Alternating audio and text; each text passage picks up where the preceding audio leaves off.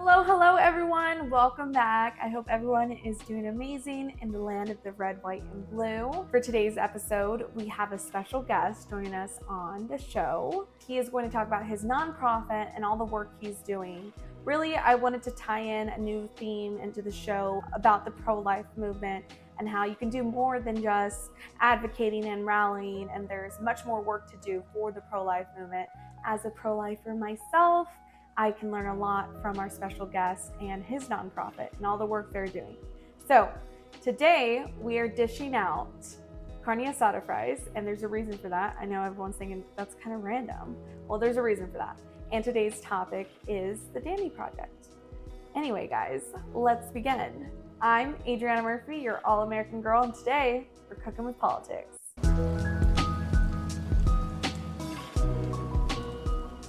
Hi guys, welcome back. So as I said, we have a special guest on the show. This is Jed. Jed has created this nonprofit called the Dandy Project, and this episode really wraps around the idea of the pro-life movement and people who help activate and motivate people to get involved with that. Jed, would you like to introduce yourself? Sure. My name is Jed. I'm Jed Lyons. And just that, I operate a nonprofit called the Dandy Project. So Dandy is essentially what we call a family resource network. So what we do is we purchase surplus Amazon and Costco returns. Mm-hmm. Interestingly enough, about 70% of the items returned to these outlets are in fact almost brand new. Wow, okay. So we buy these surplus returns, and from there what we do is we take them to pregnancy resource centers. Mm-hmm. And those pregnancy resource centers act as central distribution points that then find single and struggling parents to give those to. Okay. Yeah. So through the episode, we're going to ask Jed questions about the Dandy Project and his experience and his knowledge on everything to do with the pro-life movement and how he's helped with that in that sense. But so today's recipe, we are dishing out Carne Asada fries, which is a really fun recipe. Jed is not the best cook, so we're making a recipe that he can make at home when he is traveling around and participating in the movement. Carne Asada fries, really easy. First things first is the meat. So make sure you have cut up Carne Asada or just beef. The seasoning is really what makes it Carne Asada meat. And then we'll throw this on the pan. Make sure you have tomatoes, limes. You can have your sauces already prepared. We have Verde sauce, sour cream, guacamole. You're also gonna want 1 white onion and shredded cheese and parsley. That is the easiest recipe. Some people like to make it with black beans. Some people like to not have any cheese on it. This is just the one I grew up with that I'm sharing with Jed. That is just so easy to do. So first things first is you're going to want to get some frozen fries. You don't need to cut them. Again, we're making this super easy for everyone to do at home. But you can throw these in your air fryer. You can throw these in the oven. It's very, very easy. If you're on the go all the time, like Jed and myself, maybe invest in an air fryer. So we're gonna put that on there before we start. All right, let's get cooking. Jed, here's the meat. Go ahead and throw that in. We're also using my homemade butter, which is super exciting. Do you want that in the pan first? Yeah, we can do the butter first. Okay, Jed, what are things that people can donate to the Dandy Project? Well, we take most any baby supplies or equipment as donations because a lot of the centers we take them to use boutiques to distribute to their clients. A lot of these centers have learning programs that teach things from budgeting to nutritional breastfeeding. Mm-hmm. And when the clients take the courses, they get points that they can then spend in these boutiques. So for the most part, we'll take anything that's baby equipment or supplies. Now, our core competency as far as how our programs operate is we usually host diaper drives. Oh, okay, diaper drives. Diaper drives, yes. Diapers and wipes can really mount up quite a lot of cost when you're a new parent. A newborn typically goes through about 800 diapers in the first year. Wow. Yes, which in terms of finance, you're talking somewhere in the ballpark of about $400 maybe. Wow. To $250 to $400 depending on what you're buying. Go ahead and throw the meat in. So what we primarily do are diaper drives. We work with a lot of local brands that will give us incentives to use for our diaper drives for the people that then come and drop off the diapers and sometimes wipes too. So when you prompt people to buy diapers, more often than not, they usually actually buy the newborn sizes. They buy the smallest sizes. You know, in stores, those are typically what are cheapest. And it's what people think of first. So a lot of the centers and ourselves are usually at any given point very stocked on the smaller sizes. So we try our best to prompt people to donate the larger size diapers and pull-ups, because typically that's what people are in need of most. That's like the essential first things first when it comes to a baby. Diaper prices are expensive. Yeah. Some are still affordable, but the cheap ones don't last very long. And if you are a new parent, you're already running around worrying about what you need.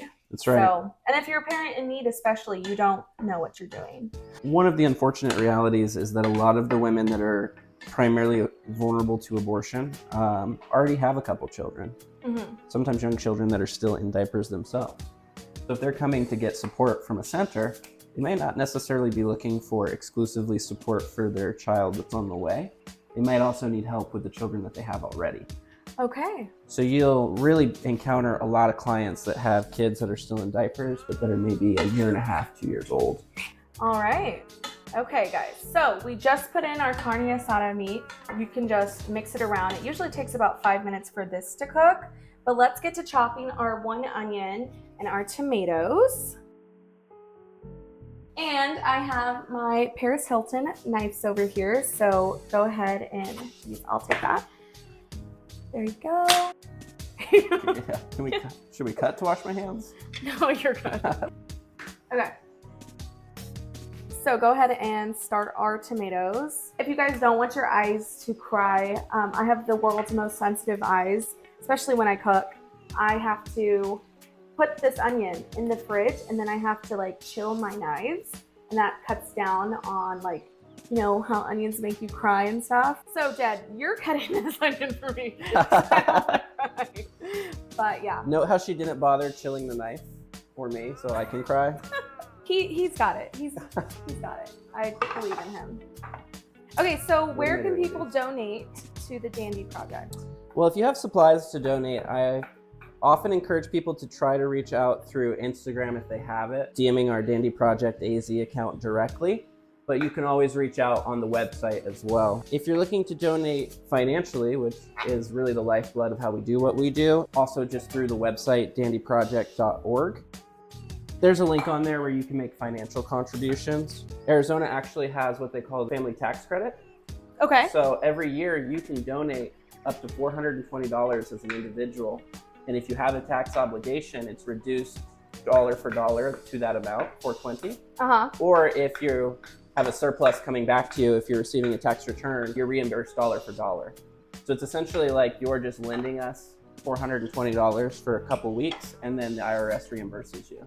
Wow, that's good to know. Okay. Yeah, they call it redirecting your tax dollars. What am I doing with these tomatoes? Okay, just one more thing, and then I'll take care of them. Just cut them again in half. Okay. And that's all you have to do. Okay. Watch your fingers, please.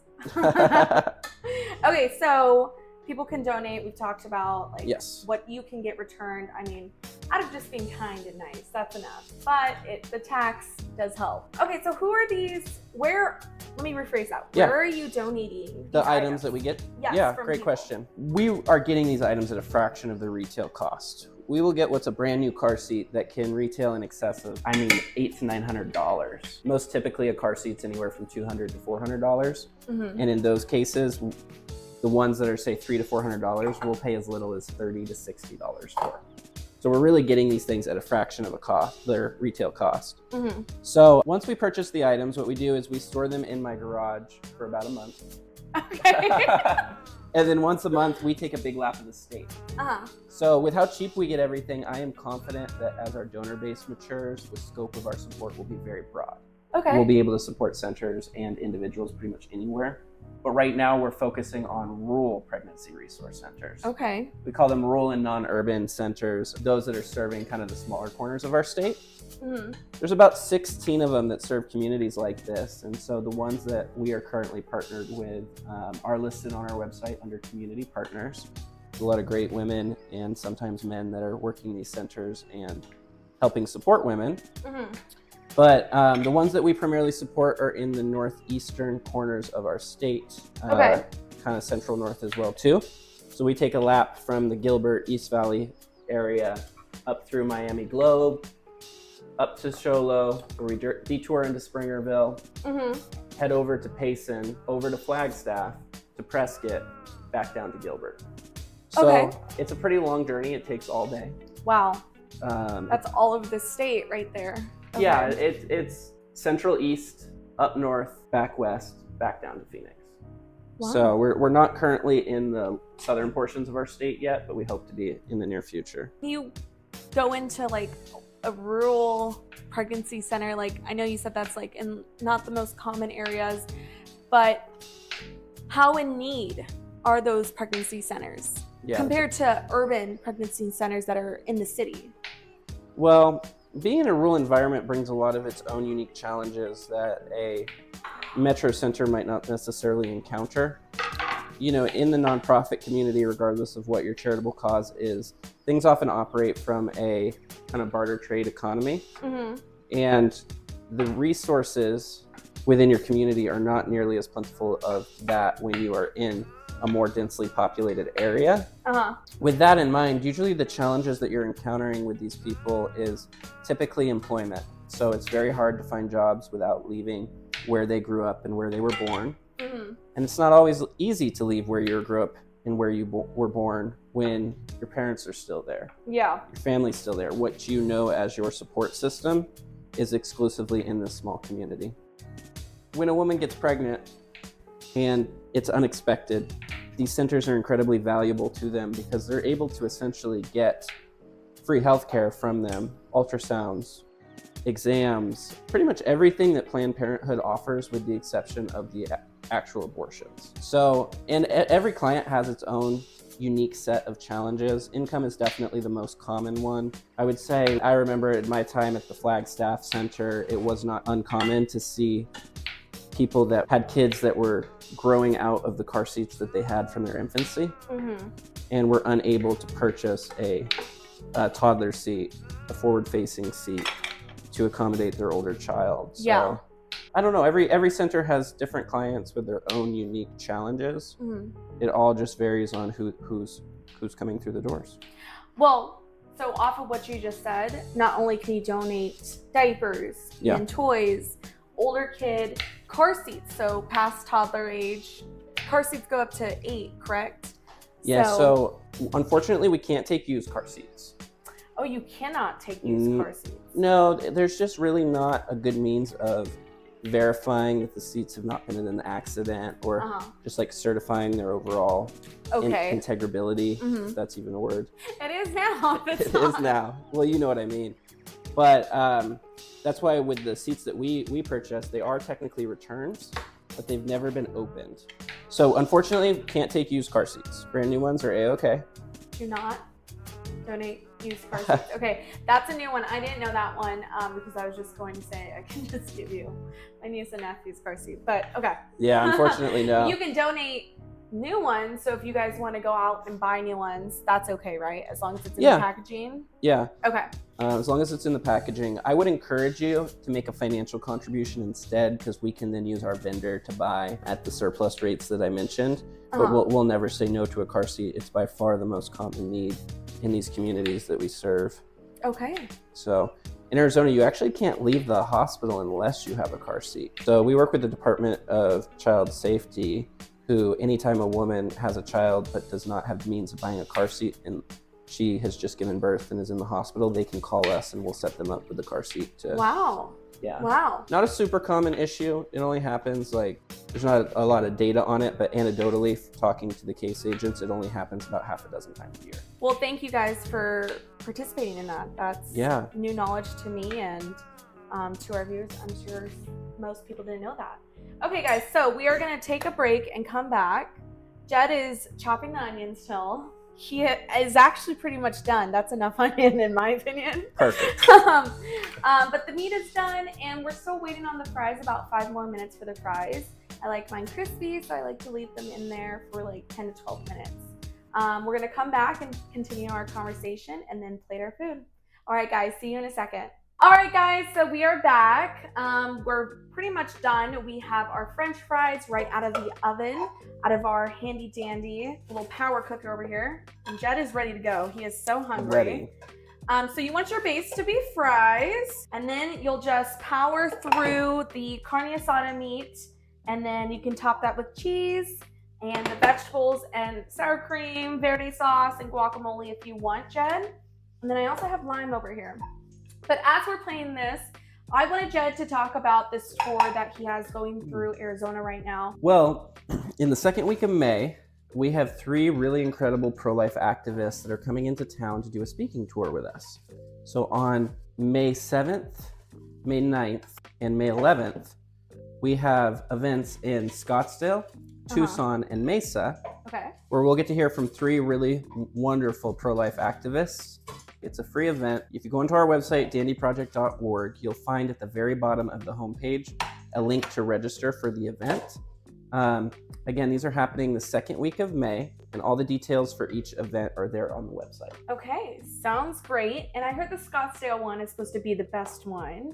Yes, we're very excited for it. And that's on May 11th, right? That's right. Okay. Yeah. That one's going to be a lot of fun. So Yes. you guys should go to the May 11th one in Scottsdale if you can. Okay, so where can people donate or find you guys? What is your guys' website, social media? So follow us on Instagram. You can find us at dandyprojectaz, or you can donate by going to dandyproject.org.